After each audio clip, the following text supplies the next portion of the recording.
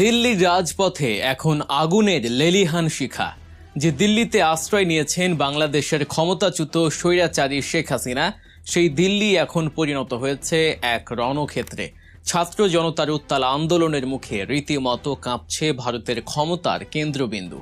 জীবন বাঁচাতে তড়িঘড়ি করে করা নিরাপত্তার ঘেরা টোপে সংসদ ভবন ছেড়ে পালিয়েছেন খোদ প্রধানমন্ত্রী নরেন্দ্র মোদী।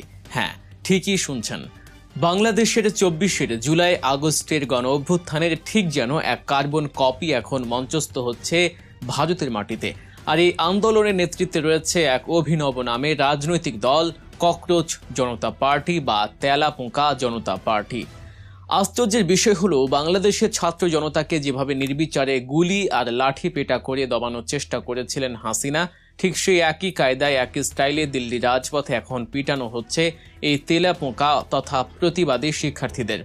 বিশ্লেষকরা বলছেন, মোদীকে এই ভয়ঙ্কর কূটবুদ্ধি দিচ্ছেন খোদ শেখ হাসিনাই।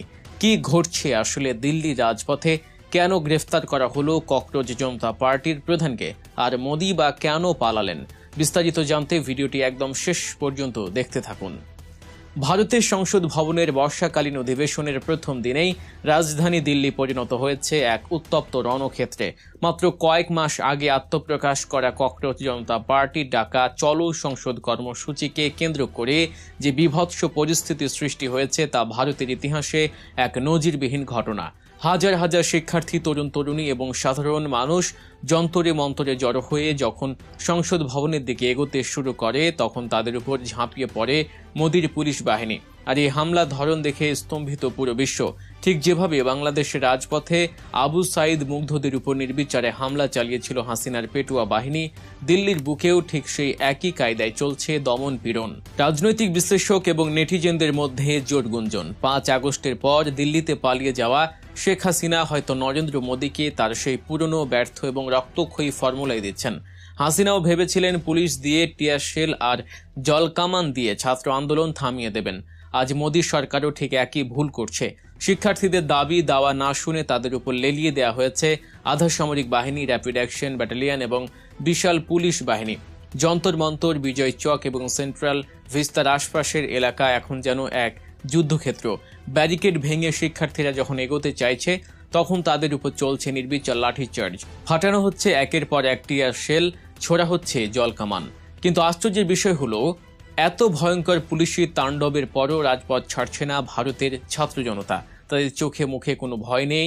তারা যেন বাংলাদেশের 24 বিপ্লব থেকে প্রেরণা নিয়েই রাস্তায় নেমেছে। এই প্রবল জনরোষের আঁচ যখন সংসদ ভবনের ভেতরে পৌঁছায়, তখন সেখানে থাকা খোদ প্রধানমন্ত্রী নরেন্দ্র মোদী এবং তার মন্ত্রিসভার সদস্যদের মধ্যে চরম আতঙ্ক ছড়িয়ে পড়ে। অবস্থা বেগতিক দেখে কোনো ঝুঁকি না নিয়ে কড়া নিরাপত্তা বলয়ের মধ্যে তড়িঘড়ি করে সংসদ ভবন থেকে কনভয় নিয়ে পালিয়ে যান মোদী। যে ভিডিওটি এখন সামাজিক যোগাযোগ মাধ্যমে রীতিমতো ভাইরাল। কালো কাঁচের গাড়িতে করে একজন রাষ্ট্রনেতার ভাবে নিরাপদ আশ্রয়ে সরে যাওয়া প্রমাণ করে ছাত্র জনতার ক্ষোভের আগুন কতটা তীব্র। এখন প্রশ্ন হলো, কারা এই ককরোচ জনতা পার্টি?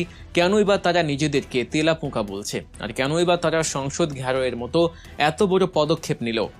এর পেছনের কারণটি অত্যন্ত মর্মান্তিক এবং ভারতের শিক্ষা ব্যবস্থার এক কলঙ্কজনক অধ্যায়। সম্প্রতি ভারতের বিভিন্ন জাতীয় পর্যায়ের ভর্তি ও নিয়োগ পরীক্ষায়, বিশেষ করে নিট পরীক্ষায় ব্যাপক প্রশ্ন ফাঁস, জালিয়াতি এবং দুর্নীতির ঘটনা ঘটেছে। প্রায় 22,80,000 শিক্ষার্থীর জীবন নিয়ে ছিনিমিনি খেলেছে মোদী সরকারের শিক্ষা মন্ত্রক।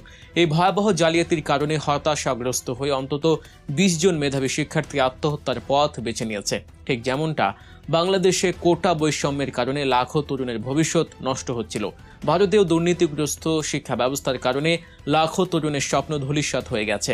এই চরম অন্যায় এবং দুর্নীতির প্রতিবাদে জন্ম নিয়েছে ককরোচ জনতা পার্টি।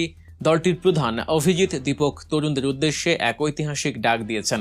দলের নাম তেলাপোকা রাখার পেছনে দর্শনটি হলো, ভারতের ক্ষমতাসীন রাজনৈতিক দলগুলোর দেশের সাধারণ তরুণ সমাজকে তেলাপোকা বা পোকা মাকড়ের মতোই তুচ্ছ মনে করে। তারা মনে করে এই তরুণদের যখন খুশি পায়ের তলায় পিষে মারা যায়, কিন্তু তারা ভুলে গেছে তেলাপোকা এমন এক প্রাণী যা পারমাণবিক বিস্ফোরণের পরও টিকে থাকতে পারে। অর্থাৎ রাষ্ট্রযন্ত্র যতই নিপীড়ন করুক না কেন, এই তরুণ সমাজ ধ্বংস হবে না। তারা ফিরে আসবে, তারা প্রতিরোধ গড়বে।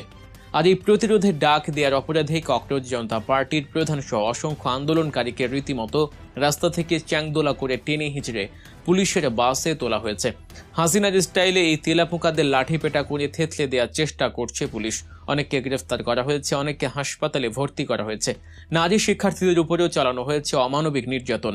দিল্লির এই পরিস্থিতি নিয়ন্ত্রণ করতে মোদী সরকার কতটা বেপরোয়া হয়ে উঠেছে তা তাদের পদক্ষেপ দেখলেই বোঝা যায়। আন্দোলনকারীদের ঠেকাতে পুরো নয়া দিল্লি জেলায় 163 ধারা জারি করা হয়েছে, যা অনেকটা কারফিউয়ের মতোই।